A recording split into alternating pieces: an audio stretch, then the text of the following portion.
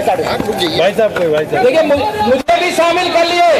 आप केवल रमाशंकर कठेरिया जी प्रत्याशी नहीं है, केशव प्रसाद मौर्य भी यहाँ प्रत्याशी हो गया है आपका, इसलिए बड़े अंतर से कमल खिलाएंगे यह अपील करते हुए। और डॉक्टर रमाशंकर कठेरिया जी को अभी जाकर के पर्चा दाखिल करना है, तब तक पर्चा दाखिल करेंगे, तब तक मैं आपसे बातचीत करूंगा, ठीक है। भारत माता की हटा लो। मंच पर भारतीय जनता पार्टी के हमारे वरिष्ठ नेता, प्रदेश के उपाध्यक्ष, आज मेरा कार्यक्रम लगे चाहे प्रदेश में किसी का भी कार्यक्रम लगे, जो पूरे प्रदेश में सबका कार्यक्रम लगाते हैं, ऐसे हमारे श्री मानवेंद्र सिंह जी, आप सब परिचित हो, लंबे समय तक क्षेत्र अध्यक्ष के रूप में आपसे काम लिए हो, आप लोगों ने काम किया। हमारे जिले के सम्मानित अध्यक्ष श्री संजीव राजपूत जी, जिनकी अगुवाई में आप 2024 का लोकसभा चुनाव 2014 से भी बड़े अंतर से जीतने जा रहे हो, सही है। हमारे मंच पर हमारे जिले की प्रभारी और प्रदेश के उपाध्यक्ष आदरणीय बहन कमलावती सिंह जी, आप सबके बीच में लगातार चुनाव और संगठन दोनों के समय आपके साथ कार्य कर रही हैं। हमारे प्रदेश सरकार में जो मंत्री परिषद में हमारे साथी हैं, छोटे भाई श्री अजीत पाल जी, सब लोग परिचित है। अजीत जी खड़े हो जाओ, कहाँ है अजीत जी? अच्छा, नामांकन कराने गए अजीत पाल जी। और हमारे निवर्तमान जो पिछली सरकार में हमारे मंत्री थे, इस बार बहुत थोड़े वोट से जो चुनाव में सफलता प्राप्त करने से वंचित रह गए, ऐसे श्रीमान लाखन सिंह राजपूत जी, हमारे पूर्व सांसद के रूप में जिन्होंने पार्टी को मजबूती देने का काम किया, आदरणीय सुभद्रा मिश्रा जी, हमारे पूर्व सांसद के रूप में मंच पर मौजूद श्रीमान रघुराज साक्य जी, हमारे पूर्व सांसद श्रीमान प्रेमदास कठेरिया जी, हमारी सदर की विधायक आदरणीय बहन, जिनके जिम्मे मैनपुरी से लेकर इटावा, इटावा से लेकर के भिंड तक कमल खिलाने की जिम्मेदारी है, ऐसी हमारी बहन सरिता भदौरिया जी, हमारी औरैया की सम्मानित विधायक गुड़िया कठेरिया जी, हमारे जिला अध्यक्ष औरैया भुवन प्रकाश गुप्ता जी, क्षेत्रीय उपाध्यक्ष आनंद सिंह जी, मैं बाकी नाम ले रहा हूं, पद का नाम लेने में समय लग रहा है, श्रीमान अशोक राजपूत जी, आदरणीय कुसुम दुबे जी, हमारे कार्यक्रम के अध्यक्ष श्रीमान हरिकिशोर तिवारी जी, हमारे इस लोकसभा के प्रभारी की दृष्टि से श्री नीरज चतुर्वेदी जी, रजनीश पांडे जी, बाबा बालकदास जी महाराज, और हमारे राकेश पाल जी, विमल भदौरिया जी, विस्तारक किताबा अतुल मिश्रा जी, हमारे पूर्व जिला अध्यक्ष शिव प्रताप राजपूत जी, रवीन चौहान जी, पूर्व जिला अध्यक्ष हमारे जसवंत जी, और मंच पर विराजमान हमारे सभी सम्मानित पदाधिकारी, हमारे जिला पंचायत के अध्यक्ष औरैया कमल दोहरे जी, हमारे के राज जी, पूर्व विधायकगण, और मंच पे जिले के और तमाम सब हमारे मंडलों के और बूथों के, शक्ति केंद्रों के, क्षेत्र के सभी पदाधिकारी, कार्यकर्ता मित्रों, बड़े बुजुर्गों, नौजवान दोस्तों, माताओं बहनों, पत्रकार साथियों, 2024 का लोकसभा चुनाव ऐतिहासिक चुनाव है। बताइए, ऐतिहासिक चुनाव है कि नहीं है? दोनों हाथ उठा करके मुझे समर्थन दीजिए, है कि नहीं है? इस बार 2024 के लोकसभा चुनाव में हमारा देश माननीय प्रधानमंत्री मोदी जी के नेतृत्व में 5 साल आगे नहीं जाएगा, बल्कि 100 साल आगे बढ़ेगा, 100 साल आगे बढ़ेगा। हमारा उत्तर प्रदेश ही विकसित प्रदेश नहीं बनेगा, बल्कि भारत विकसित राष्ट्र बनेगा, जहां गरीबी के लिए कोई जगह नहीं होगी, गरीबी से मुक्त भारत बनेगा। जिनके पास रहने के लिए घर नहीं है, उनको रहने के लिए घर मिलेगा। जिनके पास पीने का पानी नहीं है, वहां तो हर घर नल से जल पहुंचाने का काम चल रहा है कि नहीं चल रहा है? ये माननीय नरेंद्र मोदी जी के नेतृत्व वाली सरकार है। पहले दोनों समय के भोजन की समस्या बहुत सारे परिवारों के सामने होती थी, लेकिन आज देश में 80 करोड़ लोगों को प्रधानमंत्री गरीब कल्याण अन्न योजना का राशन बताइए मिल रहा है कि नहीं मिल रहा है? सब लोग हाथ उठा के मुझे नहीं बता रहे, लगता नहीं मिल रहा है ना। और ये अभी प्रधानमंत्री जी ने कहा है आगे 5 साल तक ये मिलता ही रहेगा जो आपको प्रधानमंत्री गरीब कल्याण अन्न योजना का राशन मिल रहा। आप सब में से कई लोग ऐसे होंगे जिनको प्रधानमंत्री किसान सम्मान निधि मिलती होगी, मिलती है 2-2 हजार की 3 किस्त। जिनको मिलती जरा हाथ उठा के बताओ मुझे। ये आगे भी आपको किसान सम्मान निधि मिलती रहेगी, ये मोदी जी की गारंटी है। पहले इटावा सहित उत्तर प्रदेश में गुंडागर्दी थी, अराजकता और आतंक का माहौल रहता था। आज देश से आतंकवाद खत्म हो गया है, इटावा से गुंडों, अपराधियों, माफियाओं का आतंक भी खत्म हो गया। बताइए खत्म हुआ कि नहीं खत्म हुआ? दोनों हाथ लगा बताइए खत्म हुआ कि नहीं खत्म हुआ? 2024 के लोकसभा चुनाव में बड़े बड़े दावे किए जा रहे हैं समाजवादी पार्टी के द्वारा। मैं उनको याद दिलाना चाहता हूं, हार का चौका लगा चुके हो, अभी भी समझ में नहीं आया। 2014 का लोकसभा चुनाव हारे, 2017 का विधानसभा चुनाव हारे, 2019 का सपा बसपा का गठबंधन होने के बाद भी चुनाव हारे, और 2022 का कि 400 से ज्यादा विधानसभा सीटें जीतेंगे, 2022 का भी चुनाव हारे और इस जनता ने आपको हराया, जनता ने हराया और आपको समझ में नहीं आया। अब करें 2024 में समाजवादी पार्टी का खाता खुल जाएगा। बताओ समाजवादी पार्टी का खाता खुल पाएगा क्या इस बार? दोनों हाथ उठा के बताइए, जिससे सैफई तक ये खबर जाए कि आप सब इस बार साइकिल को पंचर करके सैफई भेज देने का काम करोगे। बताओ भेजोगे? दोनों हाथ उठा के बताओ भाई, भेजोगे? हमारे डॉक्टर रमाशंकर कठेरिया जी पहले केंद्र सरकार में मंत्री थे, भारतीय जनता पार्टी के राष्ट्रीय महासचिव थे, भारतीय जनता पार्टी के राष्ट्रीय नेतृत्व ने फिर उनको प्रत्याशी बना करके भेजा है। बताइए पिछली बार से ज्यादा वोटों से जिताओगे कि नहीं जिताओगे? ज्यादा वोटों से जिताओगे? इधर वाले हाथ में माताएं बहने हाथ में उठा रही हैं। मैं सबका इधर धूप ज्यादा लग रही है, लेकिन आंधी क्या तूफान मिले, चाहे जितना व्यवधान मिले, भारतीय जनता पार्टी का कार्यकर्ता मुकाबले पर डटा रहता है और कमल खिलाए बिना, जैसे राम काज कीन है बिना मोहि कहा विश्राम, हर बूथ पर कमल खिलाए बिना मोहि कहा विश्राम। इस भाव से भरे हुए मैं भारतीय जनता पार्टी के अपने एक एक कार्यकर्ता का अभिनंदन करता हूं, आपको प्रणाम करता हूं और आप सबको विश्वास दिलाता हूं 2024 का यह लोकसभा चुनाव समाजवादी पार्टी को समाजवादी पार्टी बनाने का काम करेगा, सपा बसपा से मुक्त उत्तर प्रदेश बनाने का काम करेगा और कांग्रेस मुक्त भारत देश भी बनाने का काम करेगा। भ्रष्टाचार के दलदल में डूबे हुए परिवारवादी दलों ने माननीय नरेंद्र मोदी जी से इतना बैर ठान लिया है कि हम सारे सोचते हैं कि सारे भ्रष्टाचारी मिल जाएंगे तो मोदी जी को प्रधानमंत्री बनने से रोक लेंगे। बताओ 2024 में ये सारे भ्रष्टाचारी मिलकर के माननीय नरेंद्र मोदी जी को प्रधानमंत्री बनने से रोक पाएंगे क्या? दोनों हाथ में बताइए, रोक पाएंगे क्या? इनके बूते की बात नहीं है, लेकिन दावे बड़े बड़े कर रहे हैं। जब से सुना है मोदी जी ने कहा है कि अभी 10 साल में तो आपने ट्रेलर देखा है, अभी 10 साल में तो केवल झांकी देखी है, पूरी पिक्चर तो बाकी है। 4 जून 4 बजे 400 पार करने के बाद दिखाने का काम करेंगे। दिखाओगे? प्रधानमंत्री जी ने कहा है सभी कार्यकर्ताओं से मेरा प्रणाम कह देना। आप सब मेरी ओर से प्रधानमंत्री जी का प्रणाम स्वीकार करिए, सादर प्रणाम। और एक जिम्मेदारी दिया, बता दो जो मोदी जी ने बताया वो करोगे सब लोग? दोनों हाथ में बताओ, करोगे? मोदी जी कहते हैं कि जो मैं कहता हूं वो मैं करता हूं। उन्होंने कहा था कि जब हम बहुमत में देश में आएंगे तो जम्मू कश्मीर से 370 हटाएंगे। बताओ हटाया कि नहीं हटाया? दोनों हाथ में बताओ, हटाया कि नहीं हटाया?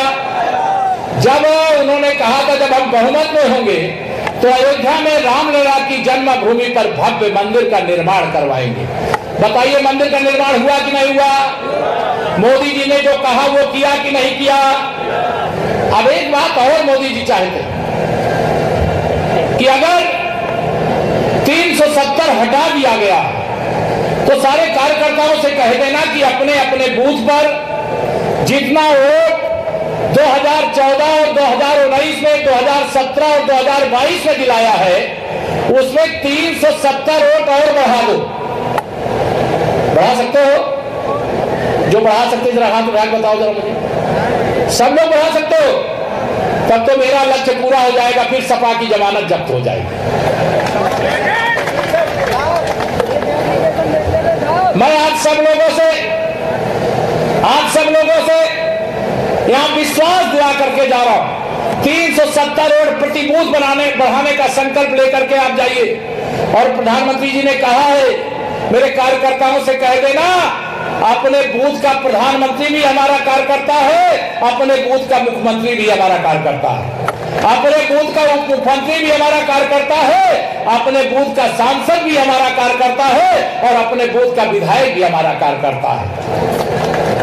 आप ही अपने बूथ के सब कुछ हो, आप ही भारतीय जनता पार्टी में बूथ के मालिक हो। मेरा बूथ सबसे मजबूत और बूथ जीता तो चुनाव जीता। बताइए सही है कि नहीं सही है? तो 370 वोट हर बूथ पे बढ़ाने का संकल्प लेकर के जाना मेरे मित्रों। 2024 के लोकसभा चुनाव से पहले जो वादा किया गया था वो माननीय मोदी जी के नेतृत्व में भारतीय जनता पार्टी की डबल इंजन की सरकार ने पूरा कर दिया। अब 2024 का वादा है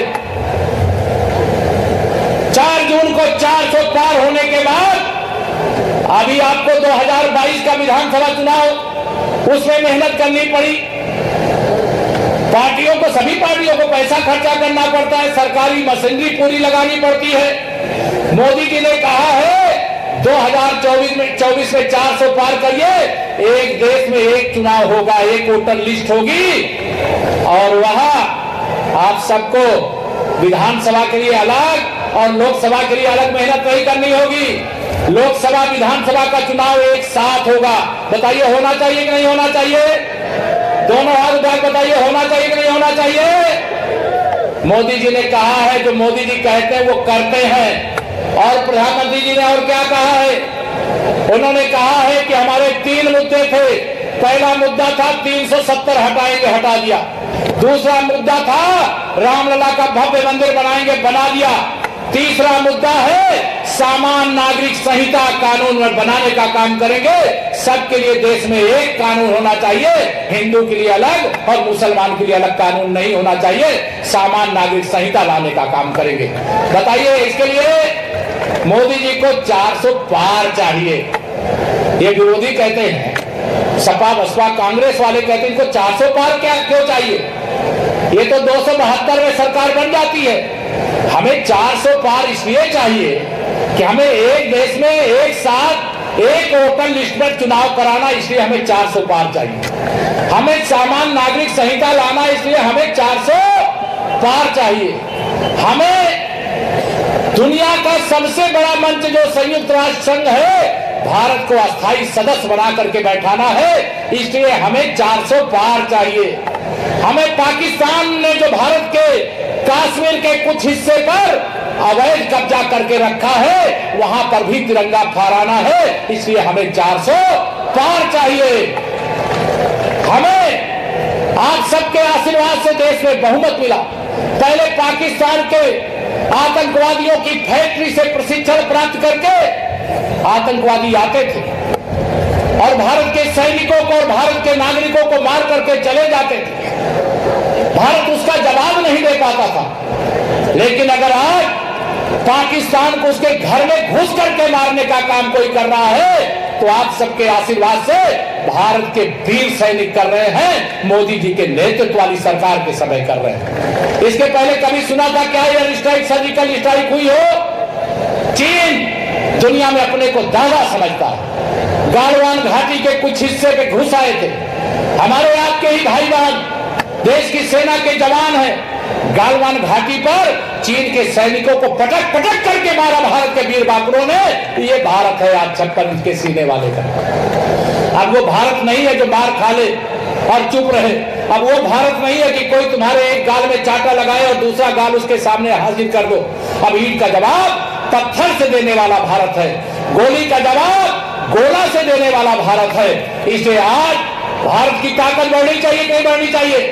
इन सब के लिए 400 पार होना चाहिए कि नहीं होना चाहिए? दोनों हाथ में नहीं होना चाहिए कि नहीं होना चाहिए? इसके लिए आप सबको आशीर्वाद देना। यहां से डॉक्टर रमाशंकर कठेरिया जी को आप भारी मतों से विजयी बना करके भेजिए। दुनिया की भी नजर है, लोकतंत्र के इस महापर्व में ये चुनाव हो रहा है। जब भारतीय जनता पार्टी ने कहा हम 400 पार करेंगे, तो सपा और कांग्रेस के गठबंधन के दोनों नेता राहुल गांधी जी और श्री अखिलेश यादव जी कहे लोकतंत्र खतरे में है। अच्छा बताओ, सही से बताओ, लोकतंत्र खतरे में है कि श्री राहुल गांधी और श्री अखिलेश यादव जी का राजनीतिक भविष्य खतरे में है? बताओ कौन खतरे में? खतरे में इनका राजनीतिक भविष्य है कि नहीं है? परिवारवाद की राजनीति खतरे में है कि नहीं है? भ्रष्टाचार करने वालों की राजनीति खतरे में है कि नहीं है? मेरे प्रधानमंत्री जी को आपने आशीर्वाद दिया।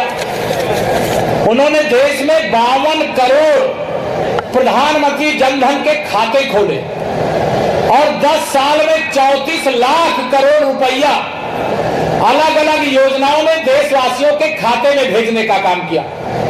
जब कांग्रेस की सरकार होती थी, सपा की सरकार होती थी, बसपा की सरकार होती थी, तो कहते थे हम 1 रुपया अगर भेजते तो 15 पैसा पहुंचता है। इनके हिसाब से अगर ये सरकार में होते तो 34 लाख करोड़ में से केवल 5 लाख करोड़ रुपया आप सबको मिलता और 29 लाख करोड़ रुपया ये डकार जाते।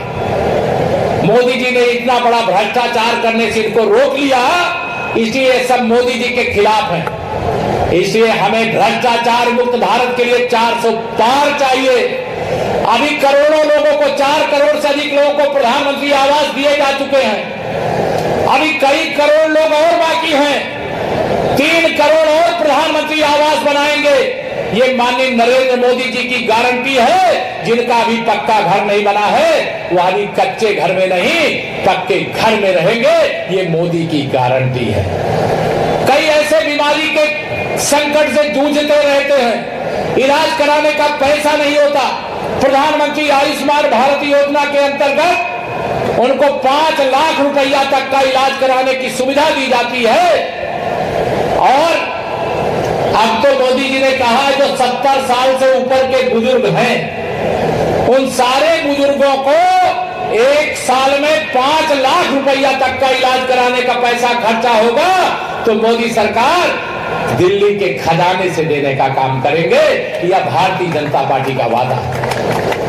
मेरे भाई बहनों, 2024 के लोकसभा चुनाव में महिला सशक्तिकरण की दिशा में बहुत काम हुआ। नारी शक्ति बंधन अधिनियम 2023 नए संसद भवन में जो कानून बना है उसको माननीय नरेंद्र मोदी जी के नेतृत्व वाली सरकार ने बनाया। और आज हमारी दीदियां अलग अलग क्षेत्रों में क्रांति पैदा करने का काम कर रही हैं। अगर मैं कहूं कि आज हमारी बहनें, हमारी बेटियां, हमारी मातृशक्ति ई रिक्शा भी चलाती है और हवाई जहाज भी चलाती है तो कोई गलत नहीं होगा। आज पुलिस की में भर्ती होकर के नागरिकों की सुरक्षा करती है तो सेना में भर्ती होकर के सीमा की रक्षा करने का काम भी हमारी आपकी बेटियां और बहनें और माताएं करती हैं। हमारे प्रधानमंत्री जी ने कहा है 3 करोड़ गरीब जो परिवारों से हमारी महिलाएं हैं उनको हम लखपति दीदी बनाने का काम करेंगे। और गांव गांव में आपके समूह गठित होंगे, उस समूह के माध्यम से उनको आर्थिक उन्नति की ओर ले जाने का काम किया जा रहा है। 400 पार इसलिए चाहिए कि इस देश की आधी आबादी भी सशक्त हो सके। और यह सफाई वाले जो समाजवादी पार्टी वाले हैं आजकल बड़ा गुस्से में है मुझ पर। आपको मालूम है कि नहीं? आप तो इटावा वाले बहुत, आपको मालूम होगा। मैं कहता हूं कि अच्छा बताओ, जब उत्तर प्रदेश के मुख्यमंत्री श्री अखिलेश यादव जी थे, मैंने केवल आपसे भी पूछना चाहता हूं, इटावा वाले ज्यादा जानते हो, जिस गाड़ी में सपा का झंडा, उस गाड़ी में बैठा गुंडा होता था कि नहीं अखिलेश सरकार के समय? दोनों हाथ उठा बताओ, होता था कि नहीं होता था? अब मैंने सही बात बता दिया तो ये सब मेरे ऊपर नाराज हो गए। मैंने कहा सपा की सरकार उत्तर प्रदेश में थी, श्री अखिलेश यादव जी जब मुख्यमंत्री थे तो सपाइयों का नारा खाली प्लाट, खाली मकान, खाली जमीन, खाली दुकान हमारा रहता था कि नहीं रहता था? कब्जा करते थे कि नहीं करते थे? बताइए जरा। मैंने कहा श्री अखिलेश यादव के 3 यार आजम, अतीक और मुख्तार नाराज हो गए बड़ा तेजी से। अब मैंने कहा क्यों नाराज होते हो? आपके सरकार के समय जो हुआ वही सच तो मैं बता रहा हूं। आप बताइए जो मैं कह रहा हूं सही है तो दोनों हाथ उठा करके भी समर्थन दीजिए। अब देखिए इटावा वाले भी बता रहे हैं यह सही बात है। मैंने एक दिन कहा कि समाजवादी पार्टी गुंडों, अपराधियों, माफियाओं, दंगाइयों, भ्रष्टाचारियों को पैदा करने की फैक्ट्री है। बताइए गलत है कि सही है? अब जोर से बताओ तब मानेंगे, नहीं तो मानेंगे कैसे लोग? सही है? अब ये लोग मानते नहीं। मैंने कहा जिसे गुंडागर्दी करना है वो समाजवादी पार्टी की सदस्यता ले लेगा तो उसको गुंडागर्दी करने का सर्टिफिकेट मिल जाएगा, लेकिन अगर भारतीय जनता पार्टी की सदस्यता ले लेगा तो गरीब की सेवा करने का, देश की सेवा करने का उसे अवसर मिल जाएगा, सबका साथ सबका विकास करने का अवसर मिल जाएगा। हमारी सरकार में कोई भेदभाव होता है क्या? हिंदू मुसलमान में भेदभाव होता है कि अगड़ी जाति, पिछड़ी जाति, अनुसूचित जाति में कोई भेदभाव होता है क्या? हमारी सरकार सबका साथ सबका विकास करती है। जैसे बगल में मध्य प्रदेश में डॉक्टर मोहन सिंह यादव जी मुख्यमंत्री बन गए हैं, तब से ही और हम लोगों पर गुस्सा आए हुए। सही है कि नहीं सही है? दोनों हाथ में बताओ सही है कि नहीं सही है? अगर किसी हमारे यादव कार्यकर्ता को भी या यादव समाज से आने वाले को भी अगर उत्तर प्रदेश में समाजवादी पार्टी का अध्यक्ष बनना हो, विधायक सांसद बनना हो, विधायक तो बन जाते, सांसद बन जाते हैं, लेकिन मुख्य पद, मुख्यमंत्री का पद पाना हो, अध्यक्ष का पद पाना हो तो एक परिवार में पैदा हो तभी पा सकता है, बाहर वाला पा सकता है क्या?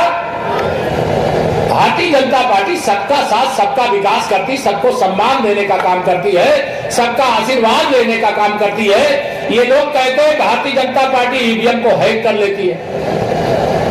अरे ईवीएम नहीं हैक किया, मेरे मोदी जी ने लोग देश के 140 करोड़ लोगों के दिल को हैक कर लिया, दिल से जुड़ गए हैं। तुम तो जुड़ नहीं सकते हो, तुम्हें तो गुंडागर्दी करनी है, वोट दे देना, अगर वोट नहीं दिया तो चुनाव बाद देख लेंगे, ऐसा कहते हैं कि नहीं कहते हैं? लेकिन अब ये क्या करेंगे, न चुनाव के पहले सत्ता में है न चुनाव के बाद सत्ता में रहेंगे। 2047 तक तो ये सत्ता में आने वाले नहीं, क्योंकि 2047 तक भारतीय जनता पार्टी सत्ता में है और आप सबके आशीर्वाद से सत्ता में रहेगी। रहेगी कि नहीं रहेगी? विकसित भारत बनाना है तो मोदी जी के नेतृत्व में भारतीय जनता पार्टी की डबल इंजन की सरकार बना करके रखी। मैं आप सब लोगों से 2024 की ऐतिहासिक चुनाव विनती करता हूं, निवेदन करता हूं, उत्साह बहुत है आप सबके अंदर, लेकिन इस उत्साह के बीच में भी जिम्मेदारी नहीं भूलना। हम चुनाव जीत रहे हैं, उत्तर प्रदेश की 80 की 80 लोकसभा सीटें जीत रहे हैं, देश में 400 से अधिक सीटें जीत रहे हैं, लेकिन अति आत्मविश्वास में नहीं पड़ना है। हमें अपने बूथ के सजग पहरेदार के रूप में काम करने का कार्य करना है, हमें हर मतदाता से संपर्क करने का काम करना है। विधानसभा में 100 में 60 हमारा है, लेकिन लोकसभा में 100 में से 75% वोट हमारा है, 25% में बंटवारा है और बंटवारे में भी हमारा है। इस लक्ष्य को लेकर के लोगों के बीच में जाइए। लोग भाजपा को वोट देना चाहते हैं, कई बार तो कहते हैं भाजपा वाले तो हमारे पास वोट मांगने नहीं आए, हम कैसे वोट दे दें, हम वोट दे देंगे तो बीजेपी वाले मानेंगे नहीं। बताइए सही बात है कि नहीं सही बात है? सबके पास जाना चाहिए कि नहीं जाना चाहिए? अगर कोई वोट नहीं देगा तो ले क्या लेगा? अगर आपने प्रधानमंत्री गरीब कल्याण अन्न योजना का राशन दिया है, हर घर नल से जल पहुंचाया है, हर गरीब के घर में बिजली पहुंचाया है, प्रधानमंत्री आवास दिया है, आयुष्मान भारत का कार्ड दिया है, 52 करोड़ का बैंक खाता खुलवाया है, प्रधानमंत्री किसान सम्मान निधि देने का काम किया है, गुंडागर्दी खत्म करने का काम किया है, तो क्या हमें वोट मांगने नहीं जाना चाहिए? क्या हमें वोट मांगने जाना है? वे लोकतंत्र है, लोकतंत्र में मतदाता का अधिकार है कि वोट दे या ना दे। लेकिन हम अगर मांगने जाएंगे तो मना करने से पहले 1000 बार सोचेगा, अरे मोदी जी के लिए वोट मांगने के लिए आए हैं, अगर मैं एक कमल का बटन दबा दूंगा तो एक गरीब का और पक्का घर बन जाएगा। अगर मैं कमल का बटन दबा दूंगा देश की सीमाओं की सुरक्षा सुनिश्चित हो जाएगी। मैं कमल का बटन दबा दूंगा तो मेरी मातृशक्ति का सशक्तिकरण हो जाएगा। मैं कमल का बटन दबा दूंगा विकसित भारत बन जाएगा तो मेरे युवाओं का उज्जवल भविष्य का रास्ता साफ हो जाएगा। मैं कमल का बटन दबा दूंगा तो गुंडागर्दी कभी नहीं आएगी, लेकिन विकास हर द्वार तक आएगा, हर घर तक आएगा। तो आप बताइए, हमें वोट सबके पास मांगने के लिए जाना चाहिए कि नहीं जाना चाहिए? तो आज सबसे एक विनती करता हूं, क्योंकि 2024 में एक ही निवेदन है, घर घर में खुशहाली पहुंचे, घर घर में खुशहाली पहुंचे, बस इतना फर्ज निभा देना, बाकी सब मोदी कर देंगे। तुम कमल का बटन या लक्ष्य लेकर के जाइए। माननीय नरेंद्र मोदी जी जैसा नेता पूरी दुनिया खोज रही है, लेकिन भाग्य हमारा है कि मोदी जी जैसा नेता हमें मिला है, हमारे देश को मिला है। भारत मां का पुजारी नेता मिला है, भारत के स्वाभिमान को वापस लाने वाला नेता मिला है। जैसे भाई खानदान के लोग तो राम भक्तों पर गोली चलवाते थे, लेकिन आपने ऐसी डबल इंजन की सरकार बनाई देश में मोदी जी और प्रदेश में योगी जी के नेतृत्व में कि अब राम भक्तों पर, शिव भक्तों पर, कृष्ण भक्तों पर पुष्प वर्षा होती है। ये अंतर जो आया है, इस अंतर को आप सबकी ताकत है। आज अभी भगवान रामलला का जो विग्रह है उसमें भगवान द्वादश के दो अवतार हैं, उसमें भगवान तथागत बुद्ध का भी अवतार है, वह भी उसका हिस्सा है। उस मंदिर के अंदर वह भी विराजमान है। यह हम सब के लिए गर्व की बात है। मैं आज सब लोगों से आज यहाँ पर इतना ही कह करके जाऊंगा। बड़ी देर से बैठे हो, बड़ी गर्मी में बैठे हो, और आपको इस गर्मी में, इस चिलचिलाती धूप में बैठे हुए देख करके मुझे विश्वास है कि 13 मई तक आप इसी प्रकार से परिश्रम करते रहोगे। चौथे चरण में है ना मतदान यहाँ पे? 13 मई, आज कौन सी तारीख हो गई? 20 तारीख। अब कितने दिन बचा है? केवल 30 दिन बचा है। 10 इधर नहीं, 20 ही दिन बचा है।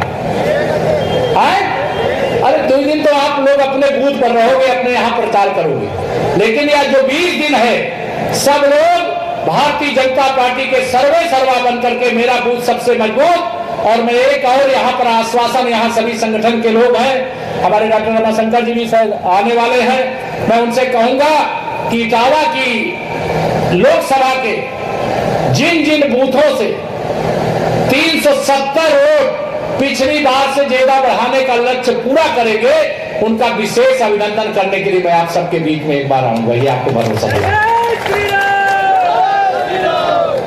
370 प्रधानमंत्री जी की अपील है, आप उसको पूरा करिए, और अगर आप उसको पूरा करेंगे तो यही मैं कहूंगा, अब तो रचना है फिर इतिहास।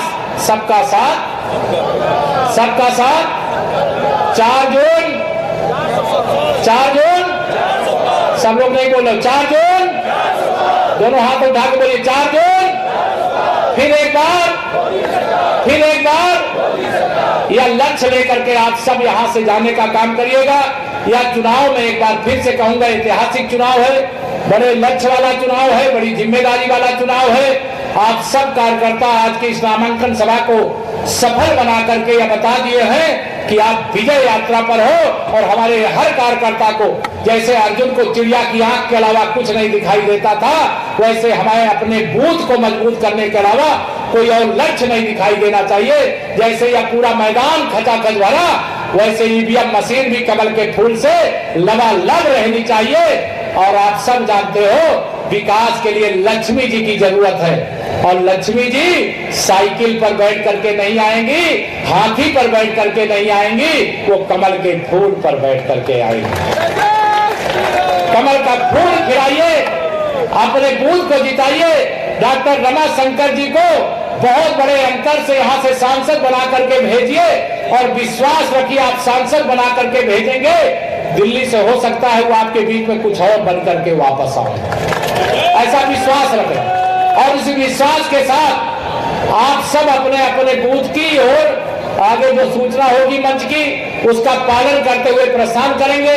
मैं इतना ही निवेदन करके देता हूं अपनी वाणी को विराम। जरा दोनों हाथ उठा करके मेरे साथ जोर से बोलिए, जय श्री राम, जय श्री राम, भारत माता की।